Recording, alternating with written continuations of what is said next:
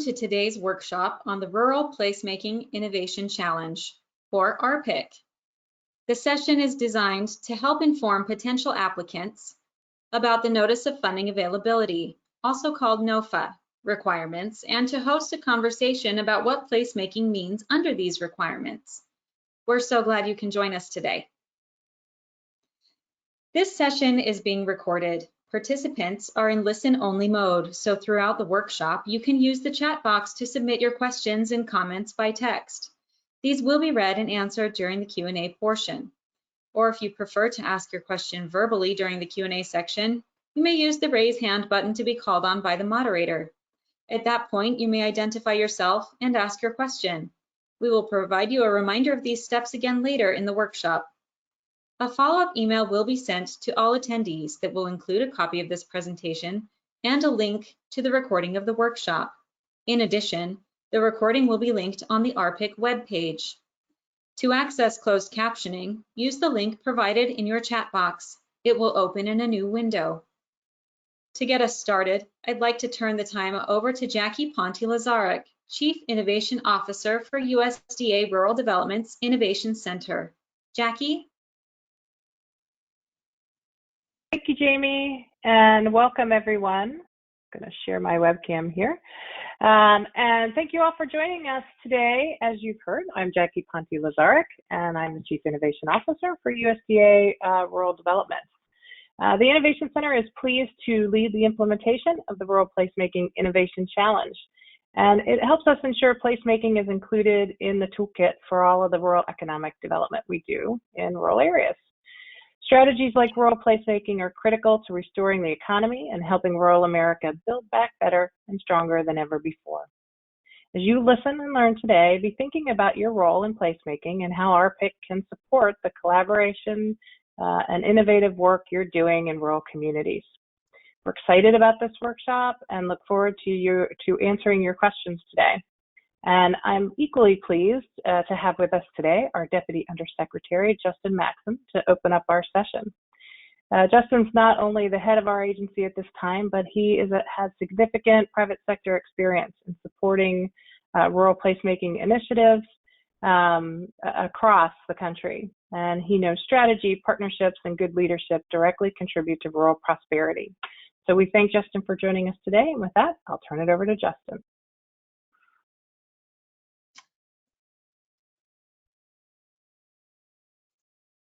Justin? Thank you all. It's a pleasure to be here this afternoon with all of you. I get so excited about thinking with folks about the vision they have for their own communities and what it takes to make those visions come true. I've spent probably 20 years on some version of this work, and I love it. It's always great to be with folks who have a shared a purpose animated by a vision of the community that they want. I'm going to talk really briefly about what placemaking is and how we can work together to bring the visions of your place actually to fruition. So placemaking at its best, in my mind, is a community articulating a vision of what and who it wants to be. And it's more than a strong economy and jobs, though those are really important. It's a focus on all the other things that make a place a good place to live. It's about green space and healthcare, the arts, and transportation, all of the livability things that are critical to the places that we want to bring our kids up in. It takes strong local leaders in organizations to actually create those visions, and they and you are key to turning those visions into a reality. This is more than just a nice idea, actually. There's a lot of research about placemaking and the power of it as a feedback loop, that when you have those assets and opportunities in a community, it helps attract things like employers and help convince local entrepreneurs to invest in the place they're from as opposed to somewhere else. And when those sorts of opportunities land in a place, they help then support other livability factors. So there's a virtuous feedback loop in placemaking that is both good for the economy and good for people. So how can we help? I think USDA is all about partnerships, particularly this fine set of folks. We have staff and offices all across the country that if you haven't had a chance to time with them, go and see them. We've got resources that can help, build capacity, reports and lessons and networks that we help support of other folks in community thinking about best practices and what's possible. And of course, as I'm sure you know, we've got financial resources like the RPIC program that can help provide the dollars to invest in placemaking opportunities, but also with a connective tissue and connections to other people and communities who are engaged in this sort of important opportunity. The member of Congress who envisioned this funding opportunity said we should be promoting an ecosystem of livability. I love the phrase, right? It's all the things that make a place a good place to live, not just that strong economy or new infrastructure. And I think we probably all agree that we all have a broader vision for our communities, and that this sort of program can help make the resources available to invest in those visions. So I'll let Jackie and her team share all the details. Appreciate you all taking the time to be here, and thank you for your dedication to your community and the rest of the country. Thank you.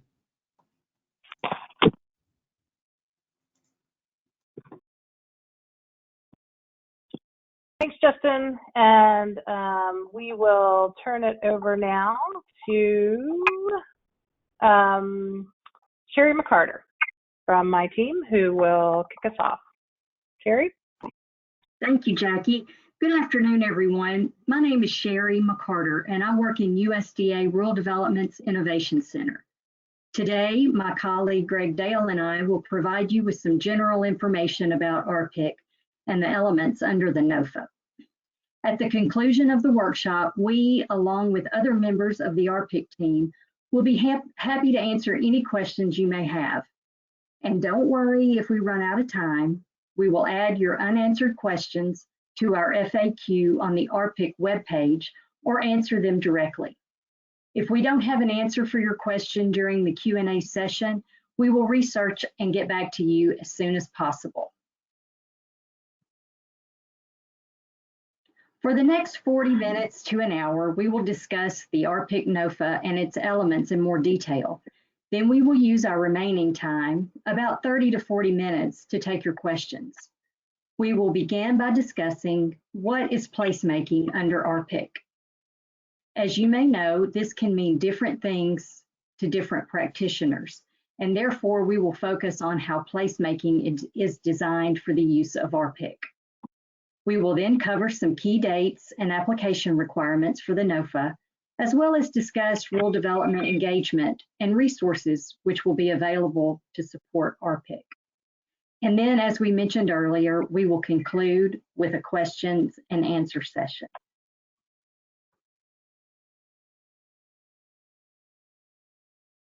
We were first requested by the House Committee in fiscal year 2020 to support a placemaking approach that would include broadband in order to maximize the effectiveness of investments in rural communities.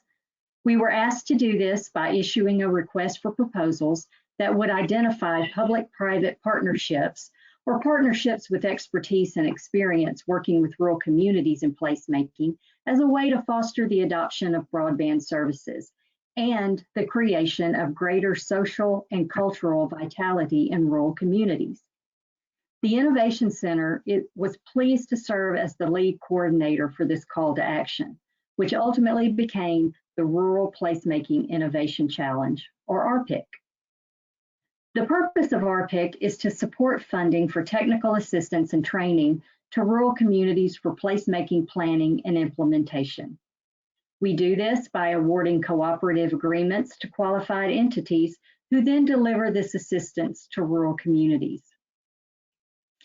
When we got the original call to action, we were asked to ensure that we develop selection criteria for awards that consider geographic and ethnic diversity, as well as such factors as the revitalization and shaping of town centers, and to include a community's or county's well-being and economic vitality. We were also to ensure that there would be full community participation in creating growth strategies in the process of placemaking. Last year, we were given $1 million in funding for this initiative, and we received more than 60 applications, of which 35 were deemed eligible for scoring. We awarded 5 cooperative agreements, 1 in each region across the nation, with 2 awarded in the Midwest. We believe, because of the robust responses from stakeholders last year, Congress provided us up to $3 million in available funding for this fiscal year. So once again, we're looking for qualified applicants who can provide planning support and technical assistance and training to communities for fostering placemaking activities in rural areas. Part of the RPIC call to action from Congress was for us to develop an understanding of how our programs can serve as drivers for helping make rural communities more vibrant. Our expectation is that funds can be used to help enhance capacity for planning and implementation for broadband access, preserving cultural and historic structures, and support the development of transportation, housing, and recreational spaces in order to help grow places where people want to live, work, and play. Let's check in with our first polling question. Jamie?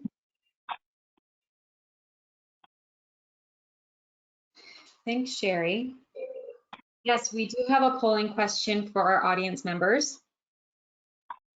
Take a moment to read through this and provide an answer when you can. Our first question involves placemaking.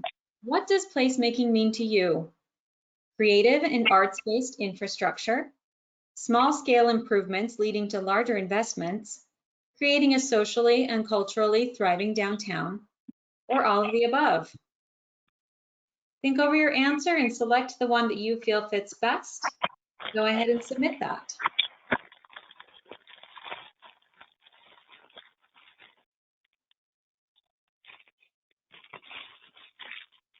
All right, we're getting a good collection of responses here. Thank you. I'm going to go ahead and share those results. Looks like the vast majority of you consider all of the above to be placemaking, with a smaller amount thinking that it could be isolated to one answer over another. Thank you so much for participating in this poll. Your answers are useful to us. Sherry? Thanks, Jamie. The polling question highlighted 3 key areas that many practitioners use. We recognize that there are many definitions for placemaking. We want to focus today on what placemaking is for the purpose of the RPIC initiative, especially for rural areas. Under RPIC, we are using the general accepted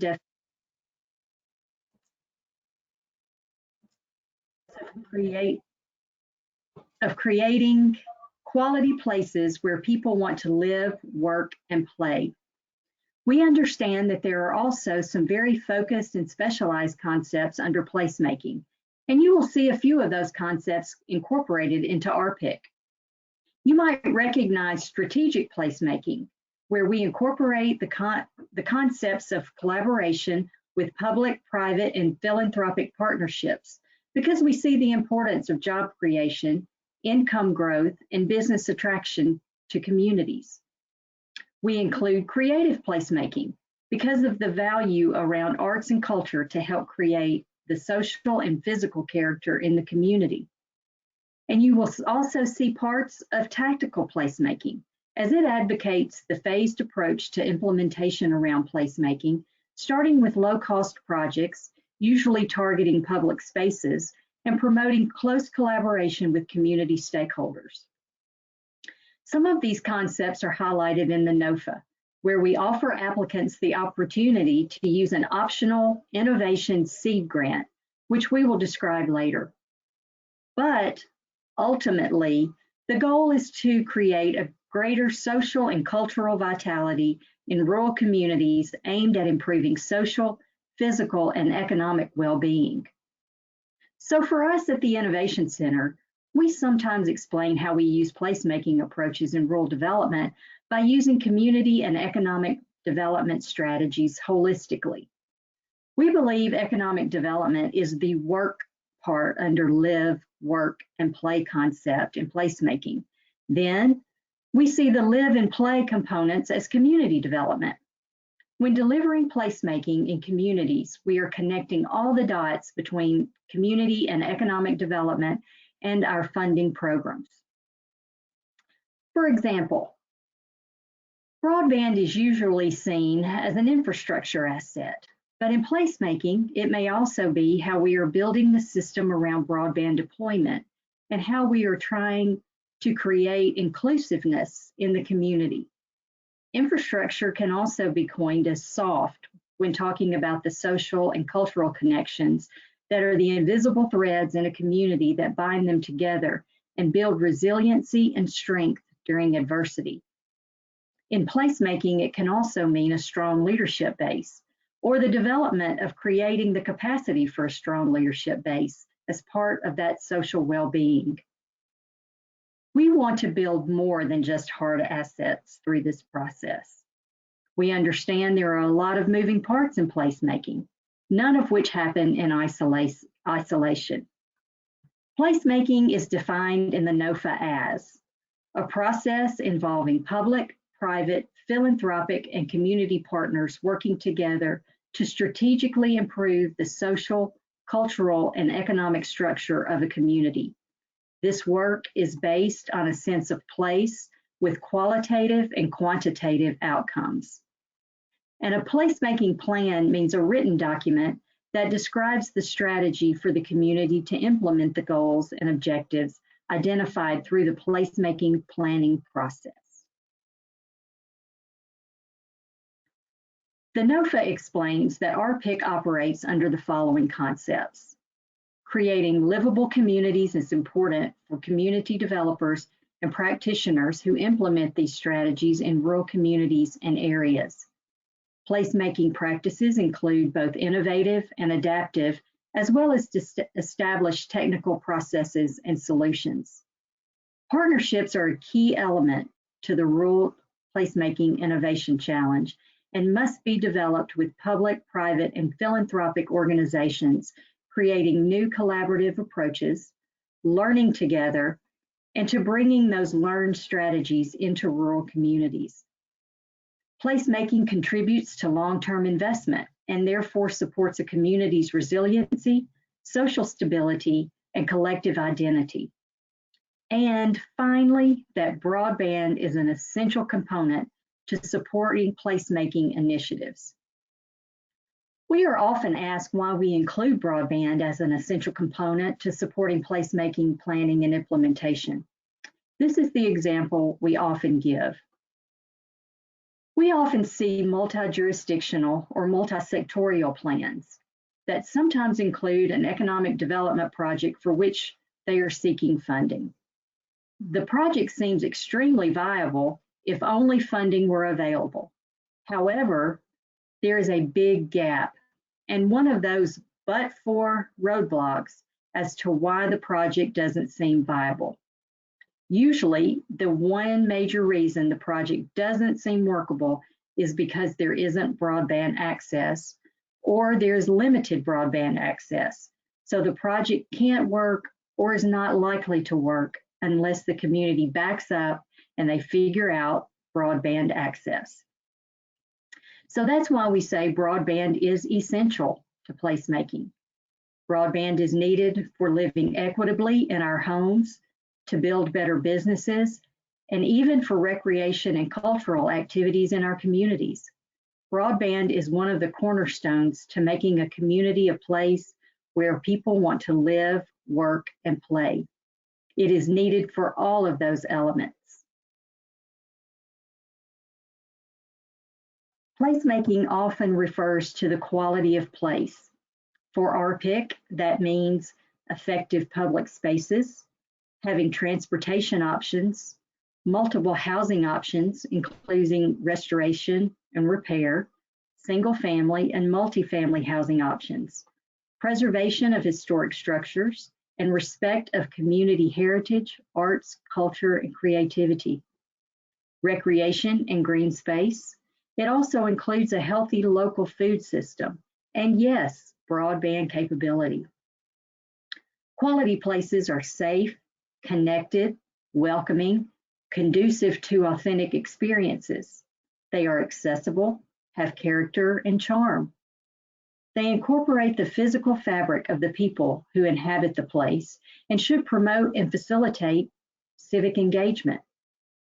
Placemaking is about creating spaces in a homogeneous way that supports a community's vision with viability and sustainability. Now I would like to turn it over to Greg Dale to provide details about the RPIC application process. Greg? Thank you, Sherry. RPIC was issued asking for proposals for technical assistance providers to support planning and implementation assistance to rural communities that will foster placemaking. As many of you are aware, the RPIC NOFA was issued on May 27, 2021. The notice will close on July 26, and all applications must be submitted by closing date and time to grants.gov. Applicants are expected to provide proposals that include cooperation through substantial involvement by both the awarded cooperator and the USDA rural development staff. Cooperators are expected to work in rural communities using multi-sectorial or multi-jurisdictional areas.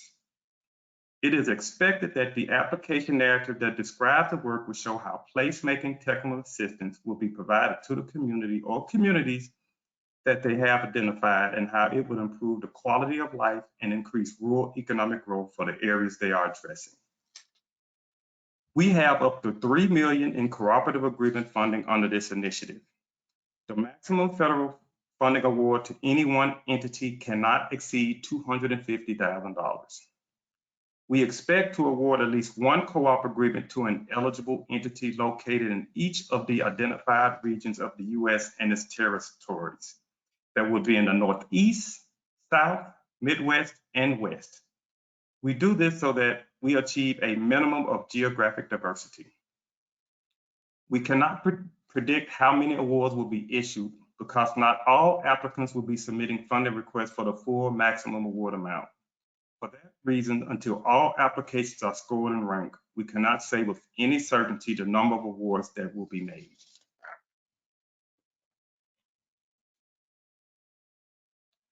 Some important dates. May 27, 2021, the 60-day application window open for the NOFA. July 26, 2021 is the application deadline. Applications must be submitted to grants.gov no later than 11:59 p.m. Eastern Daylight Time. No later than September 30th, 2021, cooperative agreements are expected to be awarded. Then, October 1, 2021, cooperators are to start their performance period and all work is to be completed within 24 months of the start date.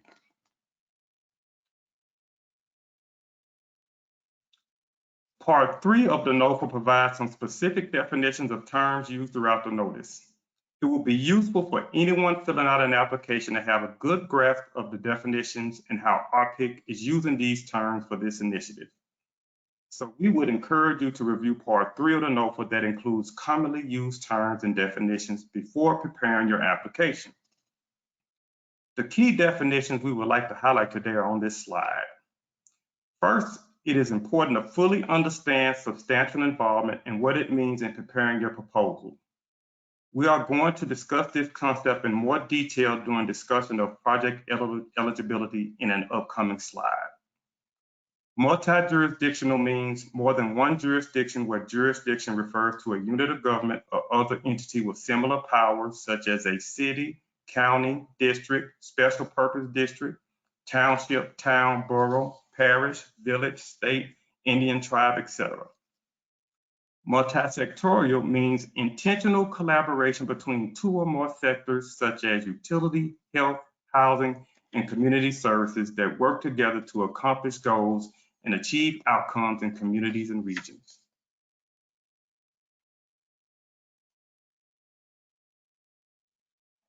Applicants must meet eligibility requirements by the application deadline. Applications that don't meet the requirements of the application's deadline will be deemed ineligible and cannot be evaluated for award.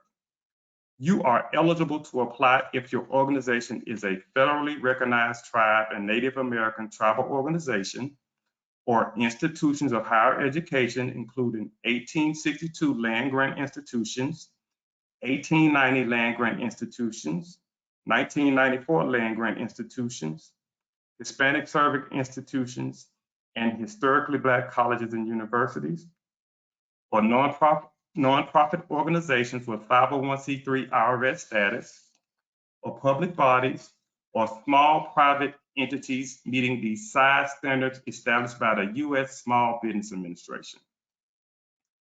Not only do you need to be one of these eligible entities, but you also need to demonstrate capacity as defined in the NOFA. For RPIC that is having previous experience with federal grant administration and demonstrated experience in economic development and placemaking technical assistance. This information should be outlined in your executive summary of the narrative portion of your proposal.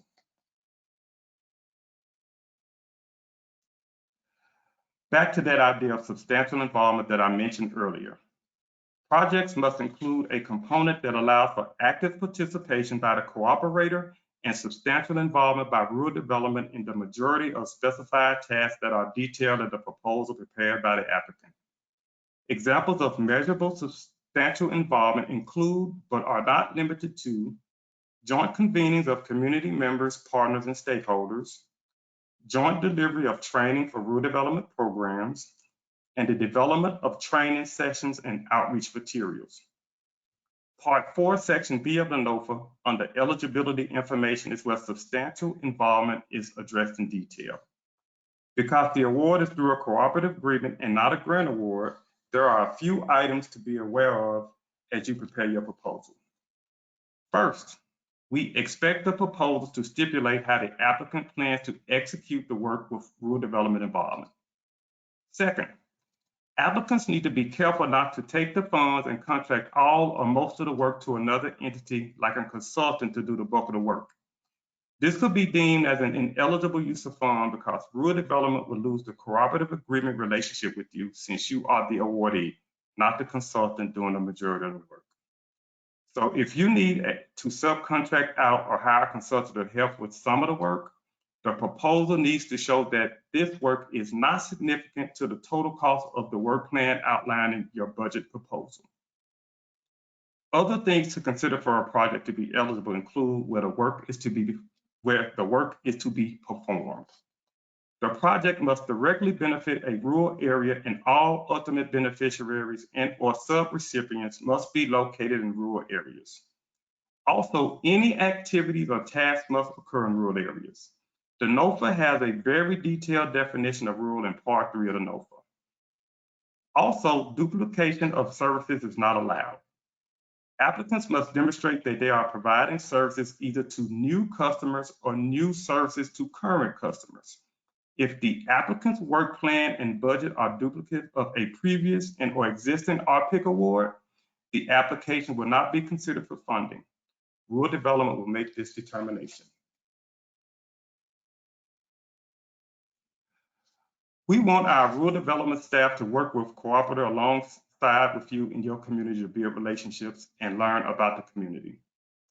We want work at being a network builder and connector to other federal and funding partners as communities start to implement their placemaking plans. Also can be a connector to other resources within USDA rural development and to other federal partners. For example, We might connect a community or cooperate with data resources within rural development. If we are part of the engagement process, then we can learn about barriers to program delivery. We can then bring that information back to our teams within rural development and other policymakers. That is why including our rural development staff in the engagement process is an important part of RPIC, and that is why RPIC is awarded as a cooperative agreement.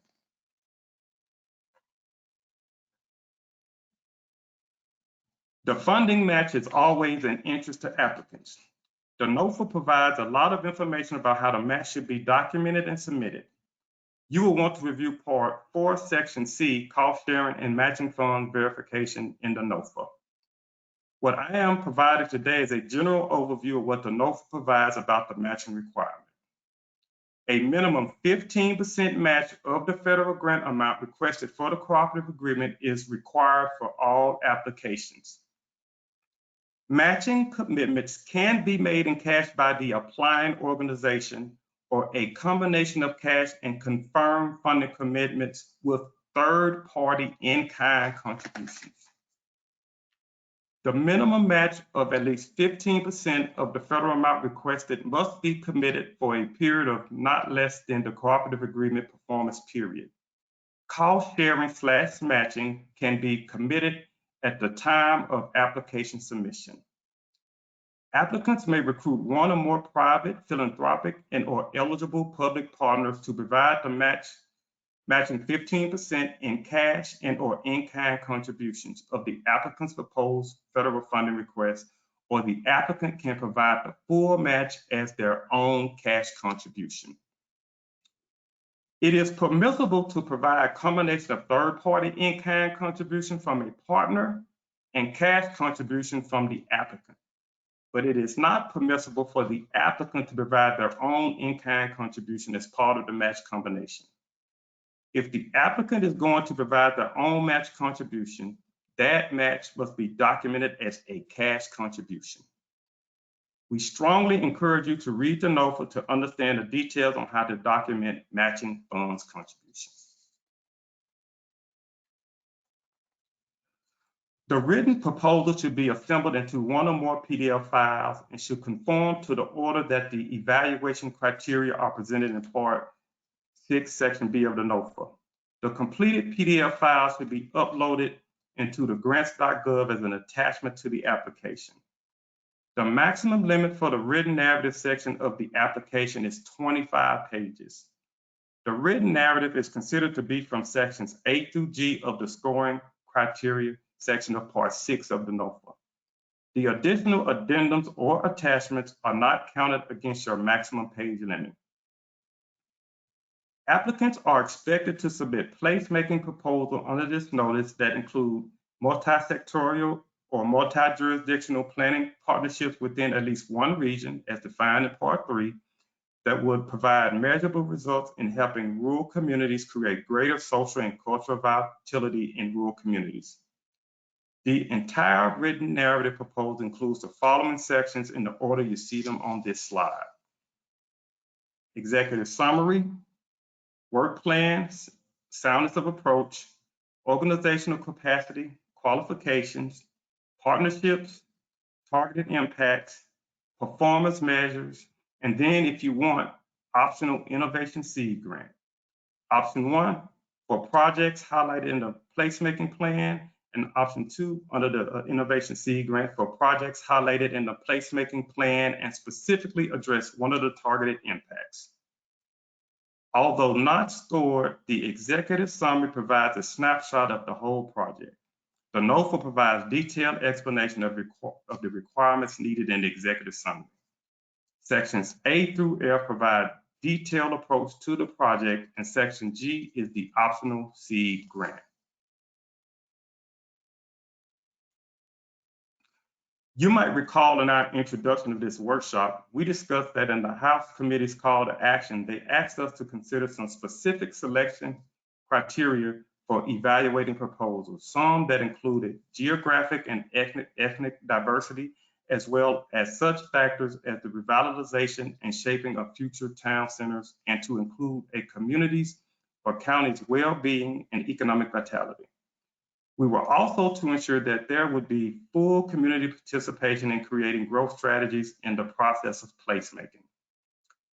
So in developing criteria to evaluate proposals, we wanted to ensure we asked our applicants to describe in their work plans the geographic location and the community they will serve. The NOFA requires that the cooperator serve a multi-sectorial or a multi-jurisdictional area. The proposal should describe the project area and how key personnel will serve those areas. To understand growth strategies and how the community will be served, the work plan should outline project key tasks with timelines and timeframes, which should include the substantial involvement component for rural development staff. The implementation plan to show how growth strategies will be developed and how the cooperator would involve the community in the process. And finally, so that we can fully understand the fund's implementation process, a full budget justification that aligns to the work plan and implementation process.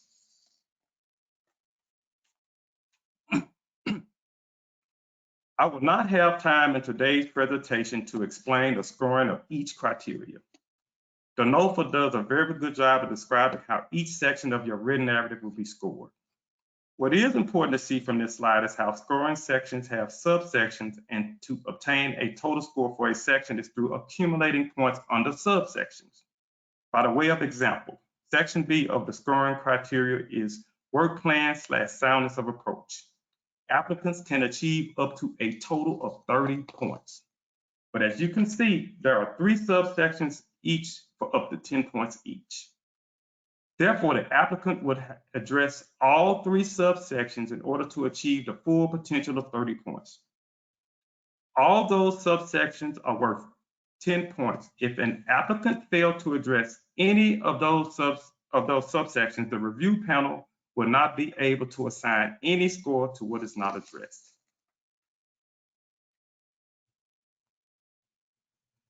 A word about section E, targeted impacts. As you see, this section is worth 20 points and doesn't have any sub-scores for the subsection. This gives the applicant the opportunity, if they want, to concentrate a larger effort in one of these 2 subsections if it seems appropriate. We are, of course, very interested in how you are addressing each of these subsections, but we recognize based on geography that there will be some applicants who want to do a deeper dive on economically distressed communities, while other applicants may address broadband planning and planning for deployment with more emphasis. This gives flexibility to the applicant to scale the points in this section based on the needs of the communities they are serving. Now, a word about the optional innovation seed grant. First, what is it, and why is it optional? These seed grants are considered small financial awards for the purpose of getting a specific project implemented in the placemaking plan. The applicant can set aside from the applicant's awards funds for an innovation seed grant up to a maximum of 10%. These criteria will be scored only if the proposal and budget provides for a system of funding where we are calling an innovation seed grant. It is up to the applicant to decide if they want their proposal to participate in these innovation seed grants, and it requires its own separate match contribution.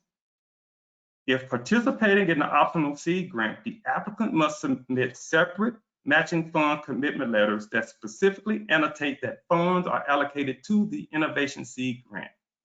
These funds are to be cash commitment to the seed grant. There are 2 options for scoring under this section. Option 1, where the system lets the seed grant to be used to fund a new and innovative project that is highlighted in the placemaking plan. Option 2 is very much like option 1, except that the new and innovation project that is to be funded needs to be targeted to one of the targeted impacts that were highlighted in section E of the scoring criteria, that being economically distressed community or broadband deployment or access. Sherry, I'm going to hand this back to you now to introduce the RPIC website to our participants.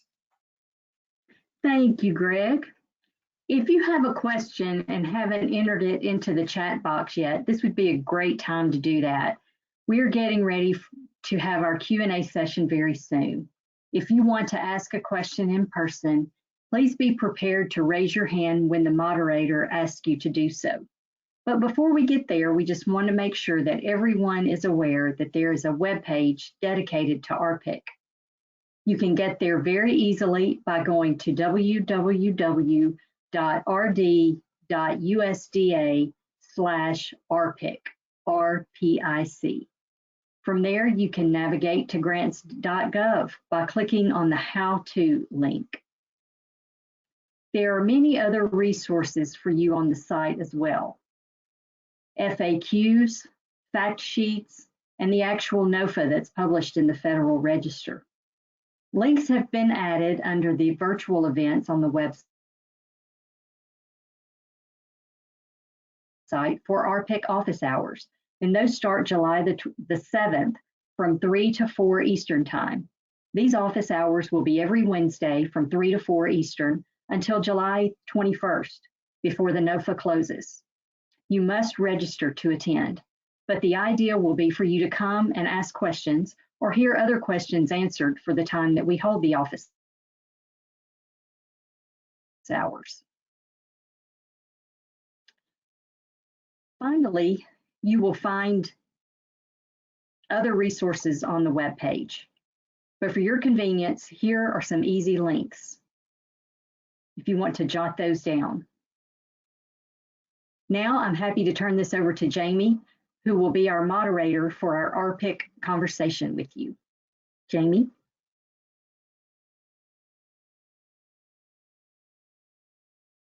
Thanks, Sherry. In a minute, I'm going to turn back to Greg Dale, who'll lead the Q&A session, and he'll be supported by the RPIC team, who will help develop the NOFA and workshop today. That team includes Angela Callie, Sherry McCarter, LaVonda Purnell, Kate O'Hare, and Christine Kimball. As a final reminder, you can participate in today's session by submitting comments verbally or written within the live session.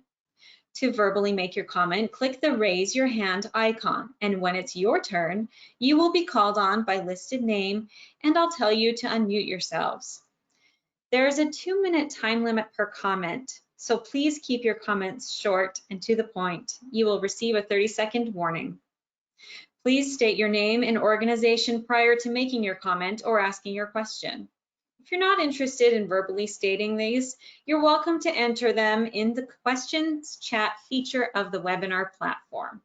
For this option, you do not need to raise your hand. Okay, so now that we've had that reminder, I'm going to take a look at our hands raised and provide everyone the option to respond. Okay.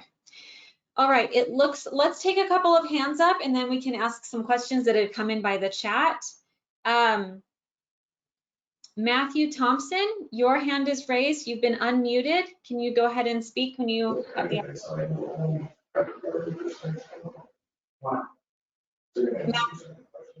Matthew Thompson?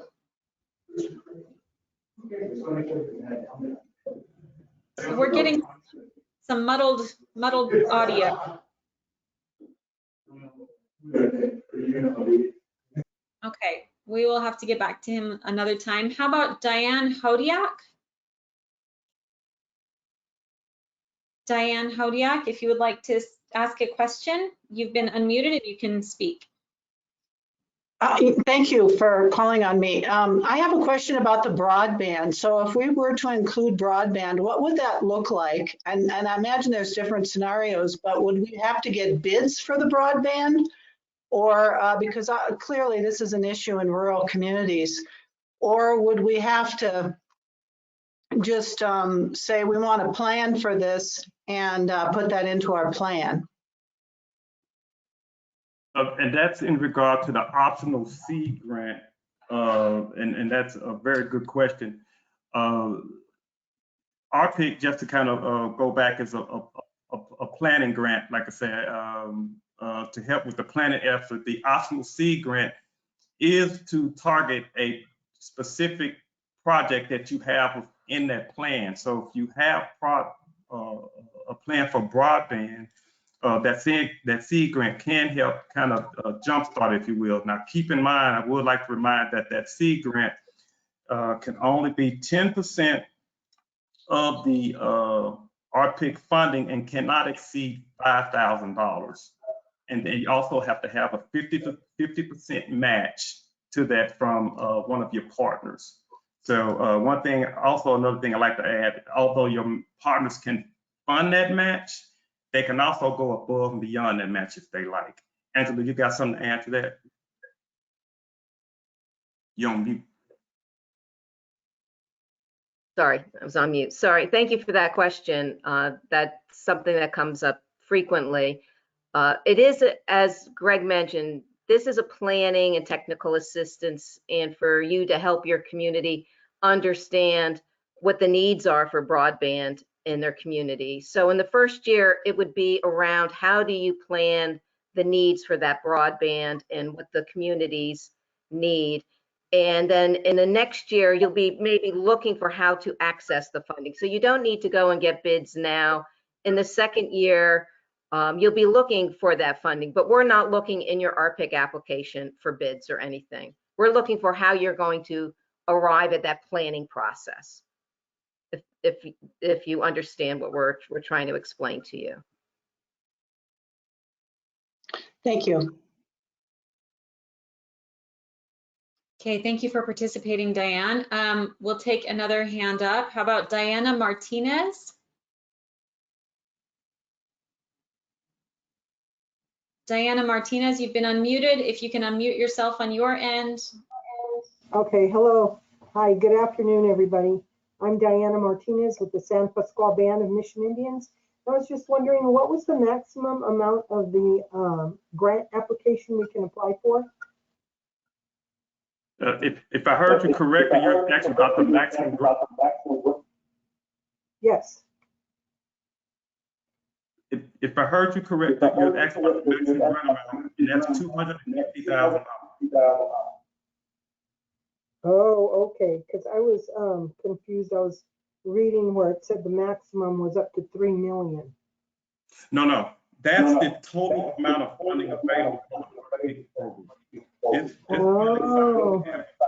$3 million, and each applicant can get a maximum, can apply for a maximum of $250,000. Okay, thank you. No problem at all. Great. Thank you, Diana. I'm going to go ahead and take a couple of questions that have come in by text. Greg, different entities have different approaches to funding placemaking. For the challenge, applicants will be starting out from different situations. Some will have several components in place, others virtually nothing in place. Does financing work out to equalize the situations which are more homogeneous, or favor the one further along, which needs less support to get to where it's going? Or is there some equalization at work? Good question. The RPIC program does require that an eligible applicant be able to show that they have experience in the placemaking process. So it does have to be an experienced entity, and though that experience has to be well documented to move forward with the RPIC application. Angela, you got some thoughts on that? You got something to add? Yeah, there'll be applicants who are coming in who are going to be working with communities in many stages, some with communities who haven't started the process, some communities where they're already in a planning stage. A lot is going to be depending on how you write your work plan. That's how it's going to get scored. So the scoring teams will be very sensitive to understand, looking at where you are in that process. We want to make sure if you're in the middle of the process that it's additive, that you're not just taking what you're doing and just moving along. We want to see how, by getting the RPIC award, what is the value add by using the RPIC award. Does that help you? Thank you. Remember, this comment came in by text. Oh, sorry. Oh, okay. Okay. Yep. Sorry. You're good. Well, I hope that was helpful. Okay. Another question. Is this available for territories like Puerto Rico? Yes. public bodies, nonprofits. I'm losing my train of thought. Public bodies, nonprofits, small businesses that meet SBA requirements, universities, eligible applicants like that. Did I miss one, Angela? Tribal. Tribe, thank you. Tribal entities. But in terms of territories, it's going to be any place that's within the continental United States or our territories. And part 3, when you go into the NOFA, under our definitions, we describe each of the regions. And if you'll look in the regions, you'll see where if you're part of one of the territories, where you fit in the region. Absolutely. Puerto Rico would be in the southern region. So. Okay, I think that's good information. Let's go to a hand raised. Sharon Smith, you can unmute yourself and speak.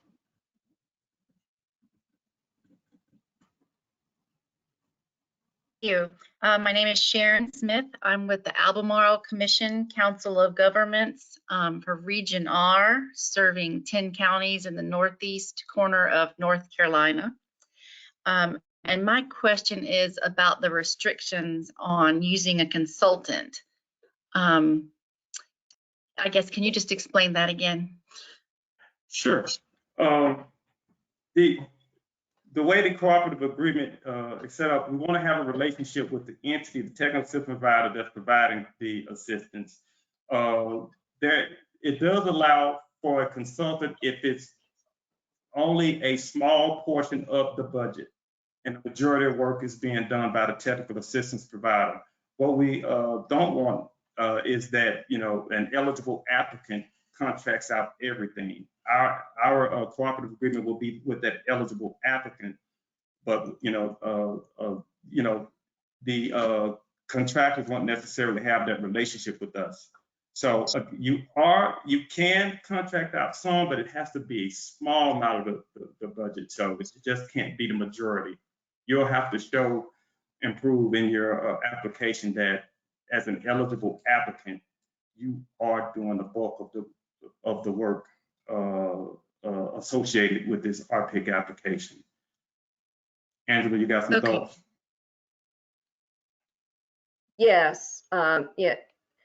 If you're in the NOFA, and you'll notice that when it talks about technical assistance and training, it's talking that the applicant needs to participate in the complete process for the delivery of placemaking and implementation.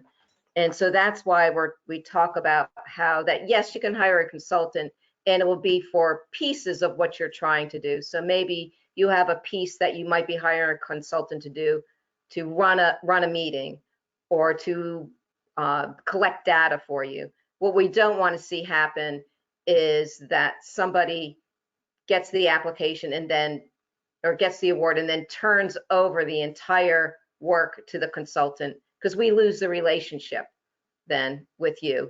We no longer have a cooperative relationship. Okay, thank you. Thank you. Next, Liz Pongratz, you've been unmuted. You can unmute yourself and speak. Hi, thank you. Yes, I was just wondering if the rural placemaking plan would automatically need to address broadband access, preserving cultural and historical structures, and supporting development of transportation, housing, and recreational spaces, or could a city focus on one of those items in their plan, like, for example, development of recreational spaces? Good question, Liz. Thank you for that. And this, as an applicant, it's up to you. We're not telling you, hey, it has to be broadband. This is your choice. This is your application. You're going to consult with these communities, figure out what the needs are through the planning process. And if it so happens to fall on broadband, great.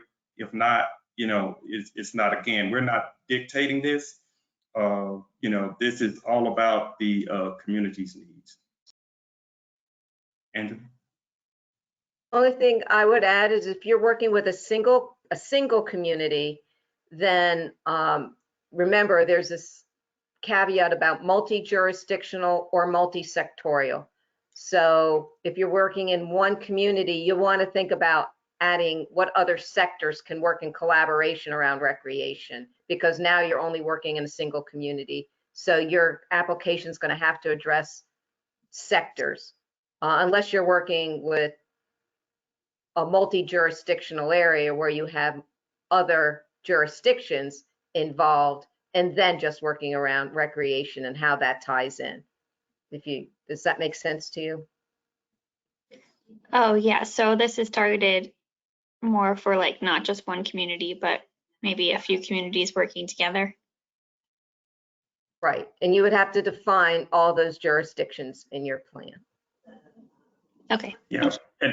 Yeah, and Liz, that's absolutely correct. But again, what Angela was saying for multi-sectorial, let's say if it is one community, if you have a school system, the city, and maybe another, like a nonprofit, you got different sectors working together. So you can meet that multi-sectorial definition. So you can meet either or, either the multi-sectorial definition or the multi-jurisdictional definition. Oh, okay. Thank you. Great, let's take another hand that's up, and then I will read a couple of questions that have come in by the chat. Julie Zajak, I'm sorry if I can't pronounce your last name, but Julie, are you ready to speak? Yes, ma'am. That's Julie Zajak. Thank you. Thank you. So this is a good follow-up to your previous question. I was curious what your definition of jurisdiction was. Is it multi-communities, multi-counties, multi-state? Because you mentioned for example, Northeast region. I assume it can be within one state, but certainly you want to affect multiple counties would be ideal if possible. To answer your question, yes. Jurisdiction is a city, town, like for example, one county typically has multiple cities within it. So that would satisfy the multi-jurisdictional aspect of it. Either cities, towns, parishes, counties, as you mentioned. So all of those are an individual jurisdiction. To meet that multi-jurisdictional definition, it has to be multiple cities, towns. It can be multiple counties, but then again, one county typically consists of multiple cities, so that would meet that multi-jurisdictional definition. Thank you. Right, and if you go into the NOFA under definitions, we give a pretty detailed description about it being a unit of government or other entity with similar powers. So we're not giving preference to, if you're combining counties or if you're combining cities, or if you're combining city to a county, or how you combine those jurisdictions, as long as that it becomes multi-jurisdictional. Great, thank you so much. All right. Thank you for your question. I'm going to read a couple from the chat. Our region hasn't received a federal grant for many years, let alone administered one. This condition reinforces dominance of larger, more sophisticated, and better funded, to start with, institutions. Any chance of liberality on this discriminatory requirement? Greg, I'll talk to this. We're looking for your experience within your organization of grant administration. And the reason we do that is because this is a cooperative agreement, which is somewhat different than just a straight grant, which a lot of organizations have some experience in. So this is a hard process if you've never done a cooperative agreement and not have done a lot of grant agreements, and then trying to put the two together. Organization can really misstep in trying to figure out how to administer a cooperative agreement if not having a lot of experience in federal grant administration. So that's the reason for it. If you've had some experience in federal grant administration and you want to apply, I would submit that with your organization's ground. And if you have staff on your organization, maybe not your organization itself, but who've come to your organization with experience, list their experience.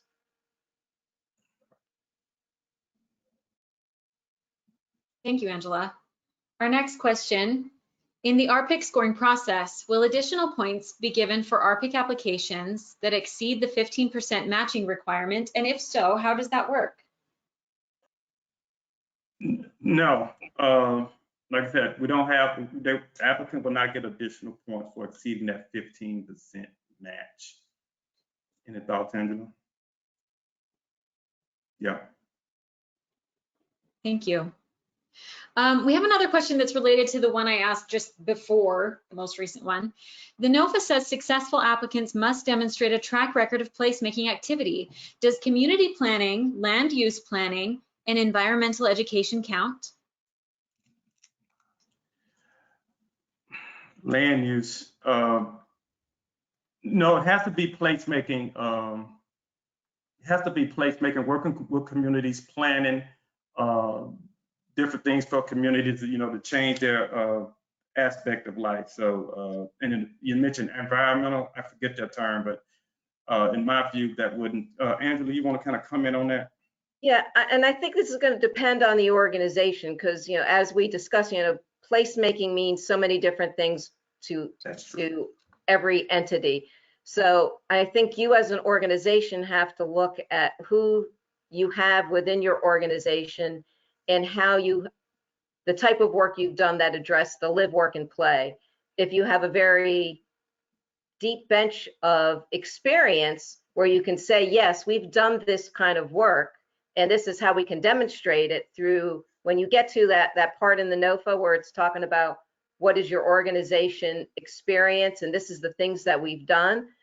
Or if you start looking at it and you say, gee, really, we've only really worked in a really tiny sector and we've really only done this thing. How are you going to translate that experience now to the project you're wanting to do around placemaking? So those are the questions I think you as an organization have to ask when putting your application together.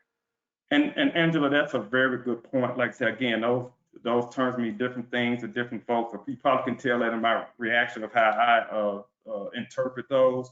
But if you look in the NOFA, it has a definition of placemaking in it. Like I said, I advise take a look at that definition and see if the type of work that you are doing fits that definition.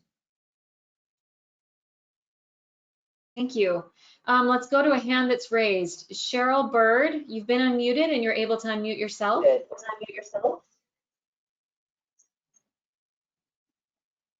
Cheryl Bird. Hello. Was that for me? I'm sorry. Okay, maybe I had the wrong name. I apologize. I'm actually Ronique West, president of Greater Augusta Black Chamber of Commerce. Can you guys hear me fine? I'm sorry. You're coming through. You're good. Okay, yeah. And so I work with the Southern Region, which is a coalition of 7 states throughout the South, includes elected officials, Black Chambers of Commerce, 501c3 organizations, and so forth. And I could see this possibly being something that it could apply for, but I was kind of reading through the criteria. I just hopped on a little late. And then I do want to I've seen the comment that was said, and I will say that could be a lot of city governments who have not had federal grants in a long time and not prepared for federal grants, especially in the rural communities. So just remember that there you also could be inadvertently capping out some city governments going towards that, because that's some of the issues we're having with the ARP plan for those entities that are under 50 population or below. So as we continue to work through that and provide that technical assistance for those type of things, but the placemaking piece that I was looking at, so I just want to add that comment, but that placemaking piece, or is it limited to those specific definitions, or are you talking about technical assistance in for example, we have one group that does farm to table mobile truck. Okay, and that's a really good thing that really helps in the rural communities to get them farm fresh food.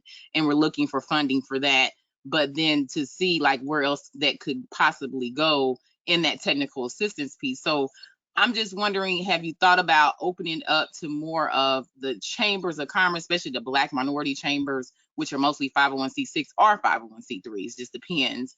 And then also understanding that dynamic with the rural communities, but more about that definition of placemaking. Are you open to more options for the rural communities as far as like entrepreneur programs, business programs, to really get some things happening within those rural areas that we're seeing are desperately needy? And all the things that are on there are really good, but that housing piece is a huge one too, and that workforce development, which could add to that actual entrepreneur piece. So I just wanted to see if that definition can be broadened or anything.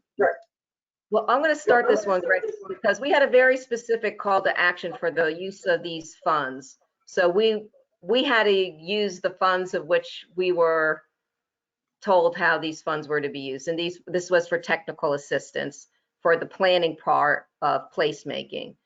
So, you know, we envisioned it that the first year, our technical assistance provider would work with the community to help them understand that planning component, and then the second part would be that process of mentoring through the implementation phase, which would help them find the funding, of which we want to be a really big partner with, along with other federal, state, and local. And that's why we're bringing in that partnership part, the philanthropic, private, and public partnerships as the cooperator who gets the awards are to be working with the community to introduce them to those that menu of partners. You know, sometimes for the applicant, you know, first of all, we always talk about it's not the applicant or the entity that has to demonstrate they've had federal grant experience. It's the people within the applicant who have the experience, right? So if within your organization, you've hired people who have experience, that's what we're looking for.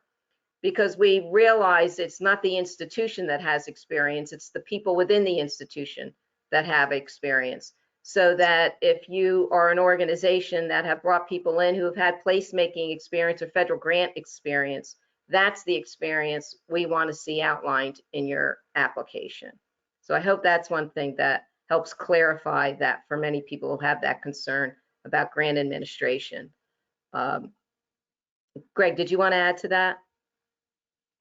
No, I was thinking along the same lines as you, like I said, so definitely a good response on that. Hopefully that helped, Ronnie.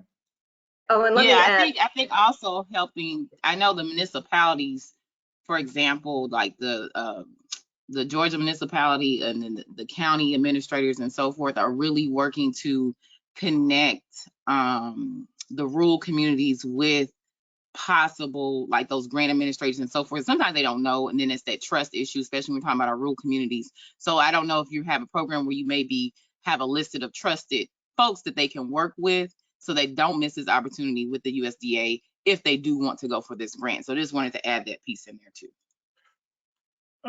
Like I said, we don't necessarily have a list. I used to work programs, we were asked that all the time. But if I heard you correctly, did you say you're in Georgia? I cover 7 states with the southern region. So we're in Alabama, Tennessee, Mississippi, Georgia, South Carolina, and North Carolina.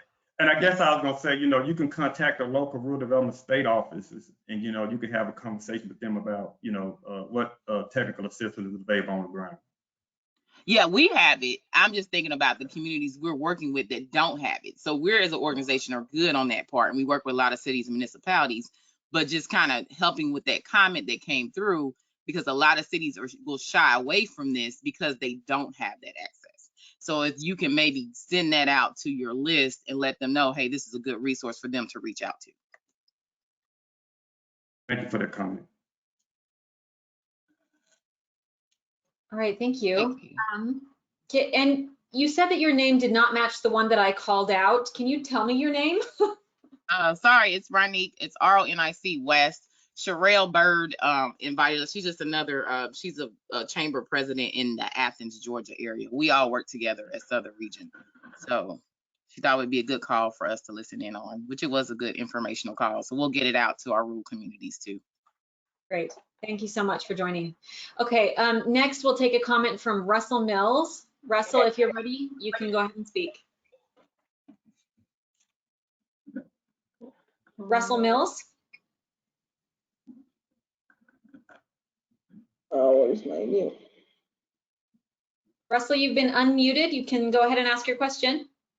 Hi, this is Nicole. I'm not Russell. I'm Russell's colleague. He's on the call as well, but he's not. He doesn't have his audio. So our question was about the seed grant funding. So I thought I heard you say that including the seed grant in the budget was optional. Is that correct?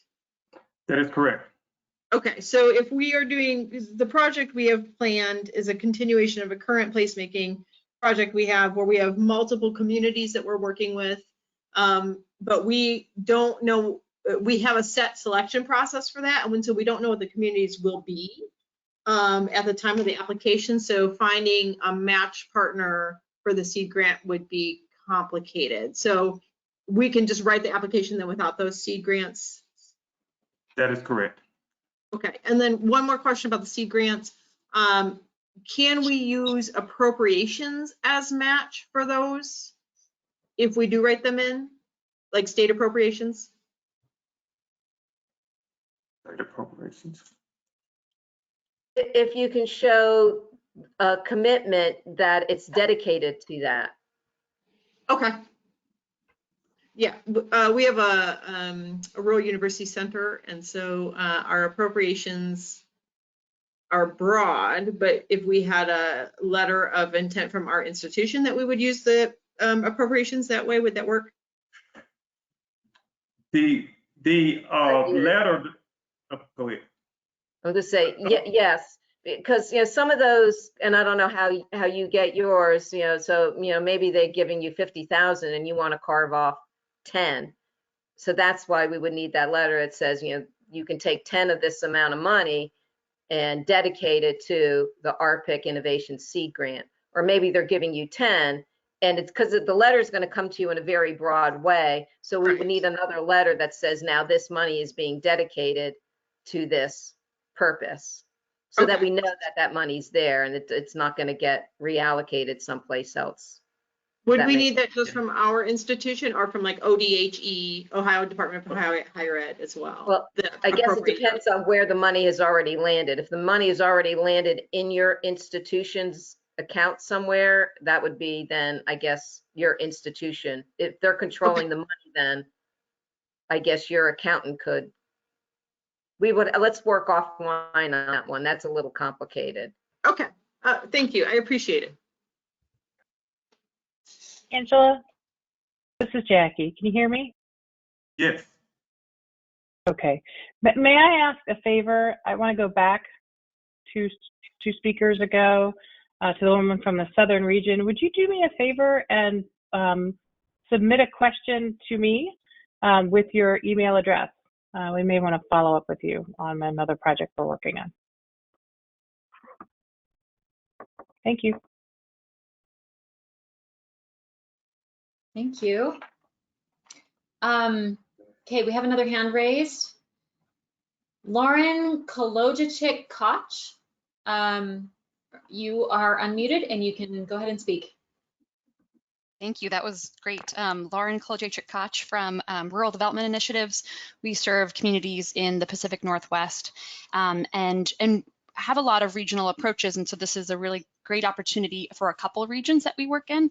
And I just wanted to confirm, and I know the proposals would be competing against each other in the Western region, but can an applicant submit more than one application, for different regions that may not be working together? Let you have that, Amanda. No, unfortunately, you can only submit one application. Okay. Can we be partners on another application, just not the lead applicant? Yes, you can be a partner. Now, be careful on how you stretch your capacity, because now that other lead applicant is going to list you in their work plan, and then you're going to have an application in saying this is how you're going to put all your work in. And Certainly. If you're both selected, you're in one region supporting another plan plus doing all the work in the other region, you make sure you have the capacity. 'Cause we're gonna- Absolutely. We're not in the business of stretching ourselves. I mean, we are, but we're trying not to do that. So I appreciate that. Thank you.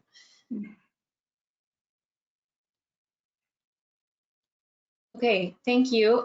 We'll take another hand and then I'll go ahead and read some questions in the chat box if my answers are comfortable with that. Carolea Wiltbank, you have the option to unmute now and go ahead and ask your question. Hi there, I'm Carolee, and I am with Vision West North Dakota. We work with the 19 western counties in North Dakota. I have a question, some clarification on some definitions. So is the applicant the cooperator? Yes. Yes, okay. And the applicant as the cooperator is the technical assistance provider. That is correct. Right? So this isn't one of those things where USDA has identified 4 or 5 national agencies or organizations that provide technical assistance. Okay, so the applicant is the actual cooperator and the technical assistance provider. That is really helpful. Right. That was the only one I needed to know. Thanks. Sorry. Okay. So once you get the award, and you get the cooperative agreement, we start calling you the cooperator. Okay, that makes sense to me, but I just wanted to make sure because I'm like, okay, wait. I better check that out. Okay, thank you. All right. Well, Take and care. this is Jackie again. I want to piggyback off of one of the things that you said. We are looking for technical assistance providers with expertise in placemaking. It's different than our traditional TA that gets provided in our other economic development planning grants or cooperative agreements. So very important distinction there. Okay, but because you had you made the point about the contractors and not contracting, right, or limited contracting, and because I was catching on to the fact that the applicant is the cooperator, essentially we're providing the technical assistance related to placemaking, and so therefore as the applicant we need that placemaking experience, right? That is correct. That's all I was looking for in that. It wasn't one of those things where USDA was going to match us up with a cooperator, a provider of services, right? And we were going to work that a little bit different. So I understand You're right. it. Okay, perfect. Okay. Got it. Thank you. Within your work plan, the cooperation is that we want you to describe how you would involve RD staff if awarded the cooperative agreement, how you would build that relationship in with RD staff. Okay, and would it be RD staff on the state level or would it be RD staff out of DC, such as you guys? Which RD staff are you referring to? What we want it to look like at the state level because we want them to build the relationship with the communities. Okay. And they're going to be the experts on the program. So we're not looking for a hard contract. We're not saying like, oh, we're going to get Sally Joe to do this and Sam Jones is going to do this for us. It's not that kind. It's a very broad understanding to say if we become the cooperator, this is how we plan to involve rural development staff in this community. They would participate in the community meetings. They would help us draft materials around RD programs that would be presented. This is the outreach materials, however that you're going to design that type of thing. How does that look in your work plan? Okay.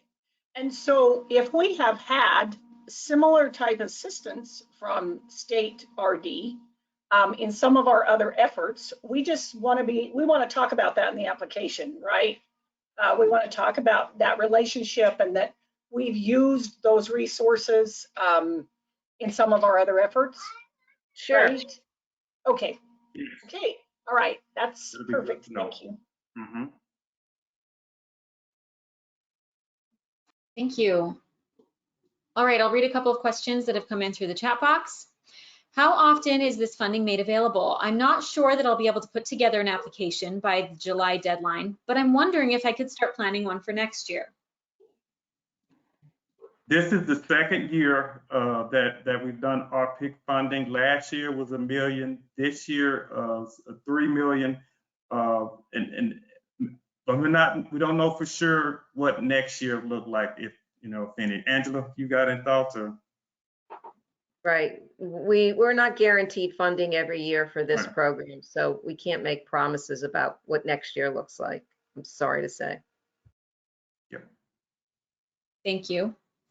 In order to be considered multi-jurisdictional, does the applicant have to be working with 2 or more cooperating jurisdictions, or can the applicant propose working with multiple jurisdictions in different geographic areas? Thinking about the NOFA, like I said, to meet the multi-jurisdictional definition, it just have to be multiple jurisdictions.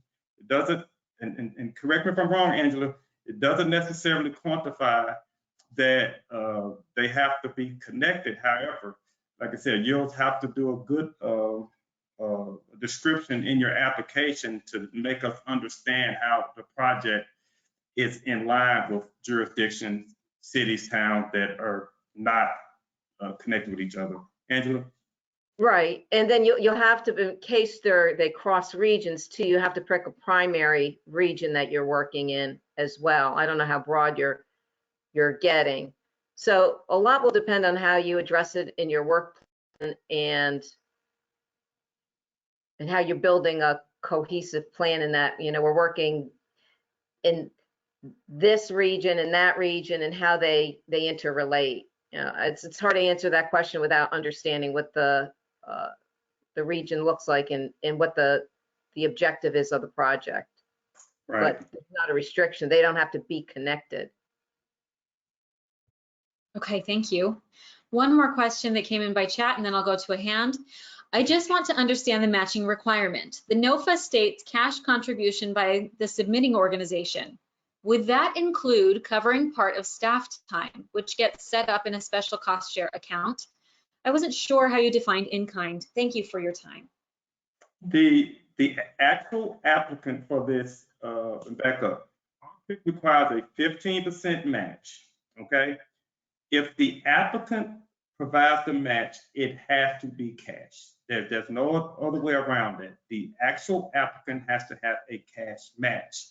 The way the in-kind comes into play is if you have a partner that's providing in-kind match. So that partner, like I said, they'll have to give a description of what they're describing as in-kind match. Like, I guess, for example, hourly wages of the staff, they'll have to lay that out and justify that hourly wage and different things that they have, meeting space or whatever they're offering, for in-kind. But it will have to be, again, cash match for the applicant.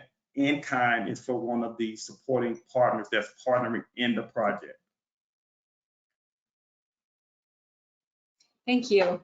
I also want to, before we go to a hand raise, I want to recognize that even if we aren't able to get to your question with an answer today, your questions have been recorded. So rest assured that we have them and we are looking to provide those answers. Okay, John Walsh, are you able to go ahead and unmute so that you can speak? John Walsh?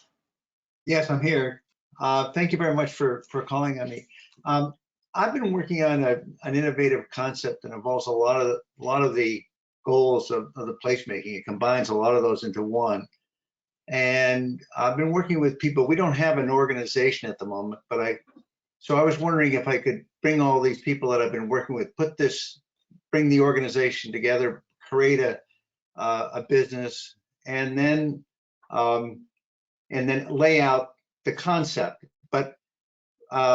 and then work with you on providing assistance to select the proper model site for this concept. Would that be something that you would do, or do we have to have that done in advance? Going back to the requirements of RPIC, the eligible applicants will have to show that they have experience in placemaking. Like I said, you know, of course, that eligible applicant is going to be a tribe, public body, nonprofit, university. I'm sure I'm missing somebody. No, But, I don't mean to interrupt you. I don't mean to interrupt you, but let's suppose we have those capabilities within this new code that we create. So that's not the issue. Let's just say that we qualify with the expertise that we were able to assemble. Just a hypothetical question. I know the real question I'm trying to get at is if we haven't yet selected a particular place that would be the site for this new model, this new innovative model that we're going to propose, could we work with you in a collaborative way to select the potential locations for this new model, or would that be something that we would have to do on our own? You have to do that on your own. Your work plan has to describe who you're working with and how you plan to bring that project to completion, because you're going to be talking about the communities and who you're working with and where you're getting the data and the basis of it. So, and you know, what are the jurisdictions? So we can't be giving you should be going and working here. You need to be telling us. So when we evaluate it, we're evaluating it based on apples to apples against other applications. Absolutely. Yeah, and thanks for that, Angela. And sorry, Mr. Walsh, I really misunderstood your question. But again, thanks, Angela. But there's a lot of, I'm sure there's a lot, if you have something innovative that you want to bring, there are a lot of communities who are in need. And if you have something that you think that would be viable, you should be talking to, you know, communities who you think can profit from this type of stuff. Yeah, I mean, it's a universal concept, so it could apply to a lot of people. I just thought perhaps you might have, because you are so involved in all these communities, you might be in a position to participate in that selection process. That's all. All right. Thank you.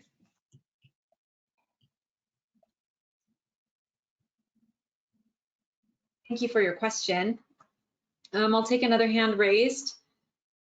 Catherine King, you're unmuted and you're able to unmute yourself. Catherine King.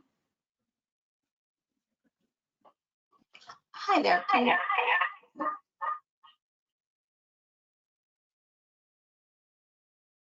Catherine? Catherine, I would suggest maybe muting your computer if you're. We're getting an echo, Catherine. Yeah, bad feedback. Try again.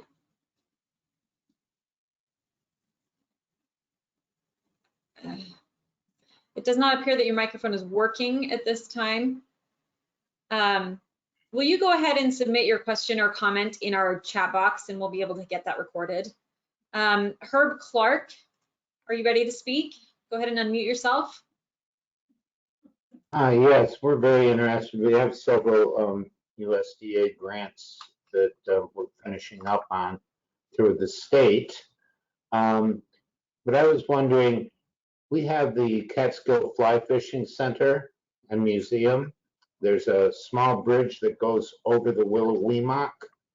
Would that be considered in this type of grant to rebuild that? Construction of a bridge? Is that what you're asking? Yeah. No, it would not. This grant is for, it's a technical assistance grant, you know, to help communities in their planning efforts. So construction of a bridge would not qualify. If you're working with our USDA staff in your state already, you may want to consult with them on options for funding for that bridge. Okay, sounds good. Thank you. All right. Yes, and specifically ask them about the community facilities program. Absolutely. I did a bridge project when I was working that program. Good, thank you.